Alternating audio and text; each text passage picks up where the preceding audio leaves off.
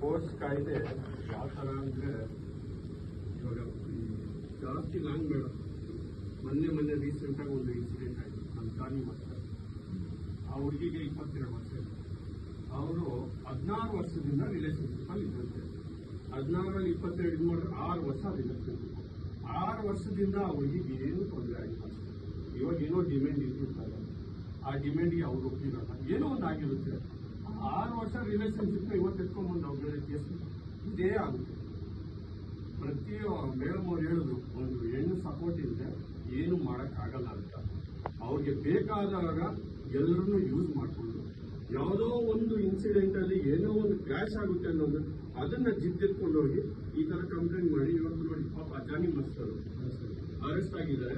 ಅವ್ರಿಗೆ ನಮ್ಮ ಬೆಂಗಳೂರಲ್ಲಿ ಅರೆಸ್ಟ್ ಆಗಿದ್ದಾರೆ.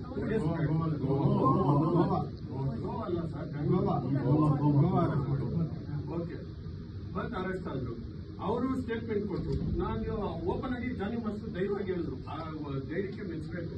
16 ವರ್ಷ ಹುಡುಗಿಯಿಂದ ನನ್ನ ಜೊತೆ ರಿಲೇಷನ್ಶಿಪ್ ಅಲ್ಲಿ ಇದ್ದಾರೆ, ನಿಮ್ಮ ಜೊತೆ ಫಾರಿನ್ ಟ್ರಿಪ್ ಬಂದಿದ್ದಾರೆ ಎಲ್ಲ ಹೇಳಿದ್ರು.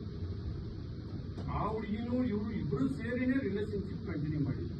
ಇವಾಗ ಮಾನ ಮರ್ಯಾದೆ ಹೋಗ್ತಾ ಇರೋದು ಯಾಕೆ ಜಾನಿ ಮಸ್ತ್ ಅವರು ನಾಳೆ ದಿವಸ 100% ಆ ಕೇಸಲ್ಲಿ ಗೆದ್ಕೊಂಡ್ ಬರ್ತಾರೆ ಅನ್ನೋ ಕಾನ್ಫಿಡೆನ್ಸ್ ನನಗಂತೂ ಇದೆ. ಯಾಕಂದ್ರೆ ಇಲ್ಲಿ ಇಬ್ರು ಮ್ಯೂಚುವಲ್ ಅಂಡರ್ಸ್ಟ್ಯಾಂಡಿಂಗ್ ಅಲ್ಲೇ ಮೂವ್ ಆಗಿರೋದು. ಆದರೆ ಈ ಕೇಸ್ ಮುಗಿಯಕ್ಕೆ 5 ವರ್ಷ ಆಗಿದೆ. 5 ವರ್ಷದಲ್ಲಿ ಅವ್ರಿಗೆ ಸರ್ ಹೇಳ್ದಂಗೆ ಅವ್ರ ಟೈಮ್ ಆಗಲಿ, ಅವ್ರ ಎನರ್ಜಿ ಆಗಲಿ, ಅವ್ರಿಗೆ ಹೋಗಿರೋ ರೆಪ್ಯುಟೇಷನ್ ಆಗಲಿ ರಿಟರ್ನ್ ಹೆಂಗ್ ಬರುತ್ತೆ. ಕೋರ್ಟ್ ಏನೋ ಕೊಟ್ಟರು. ಆಮೇಲೆ ಇನ್ನೊಂದು, ಈ ಮೀಡಿಯಾದವ್ರು ಇದ್ದಾರಲ್ವಾ, ಫ್ಯೂಚರ್ ಹೆಂಗಾಗ್ತಾ ಇದೆ ಅಂದ್ರೆ ಗಂಡಸ ಮುಟ್ಟೋದೇ ಭಯ, ತಪ್ಪು, ಭಯ ಅಲ್ಲ ತಪ್ಪು ಅನ್ನಂಗಿದೆ. ಹುಡುಗಿಂದ ತಪ್ಪಿದೆಯೋ ಇಲ್ವೋ ಎಕ್ಸ್ಪೋಸ್ ಮಾಡಿ ತೋರಿಸ್ಬಿಡ್ತಾರೆ. ಹುಡುಗಿ ಎಷ್ಟೇ ತಪ್ಪಿದ್ರು ಬ್ಲಾಕ್ ಮಾಡಿ ತೋರಿಸ್ತಾರೆ. ಹೆಣ್ಮಕ್ಳು ಗಂಡ್ಮಕ್ಳು ಸರಿಸಮ ಅಂತ ಎಲ್ಲಾ ವೇದಿಕೆನಲ್ಲೂ ಹೆಣ್ಮಕ್ಳು ಗಂಟಾಗೋಶ ಮಾತಾಡ್ತಾರೆ. ಮತ್ತೆ ಅವ್ರಿಗೆ ಅಂತ ಯಾಕೆ ಒಂದು ಕಾಯ್ದೆ ಕೇಳ್ತಾರೆ? ಅವ್ರದ್ದು ಏನಾದ್ರು ಒಂದು ಪ್ರಾಬ್ಲಮ್ ಆದಾಗ ನಮ್ಮ ಫೇಸ್ನ ಹೈಡ್ ಮಾಡಿ ಅಂತ ಯಾಕೆ ಹೇಳ್ತಾರೆ?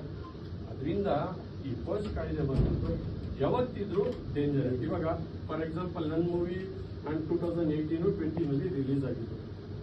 ಈಗ 2 ಹೀರೋಯಿನ್ ಇರೋದು. ಏನೋ ಒಂದು ಸಣ್ಣ ಪುಟ್ಟ ಕ್ಲಾಶ್ ಆಗುತ್ತೆ. ಇವಾಗ ಟಚ್ ಅಲ್ಲಿ ಇದ್ದಾರೆ, ಮಾತಾಡ್ತಾರೆ, ಏನೋ ಒಂದು ಕ್ಲಾಶ್ ಆಗುತ್ತೆ.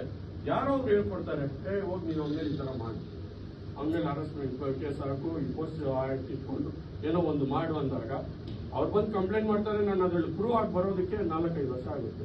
ನನ್ನ ಫ್ಯಾಮಿಲಿ ಜೊತೆ ನನ್ನ ಅವಮಾನ, ನನ್ನ ಸ್ಟೇಟಸ್ಸು, ನನ್ನ ಇದೆಲ್ಲ ಏನಾಗುತ್ತೆ. ಆಮೇಲೆ ಮೇಡಮ್ ಅವರು ಒಂದು ಮಾತು ಹೇಳಿದ್ರು, ಕೆಲವರು ರಿಯಲ್ ಎಸ್ಟೇಟ್ ಅಲ್ಲಿ ಮಾಡ್ತಾರೆ, ದುಡ್ಡು ತಗೊಂಬಂದು ಅವ್ರು ಶೋಕಿ ಮಾಡ್ತಾರೆ.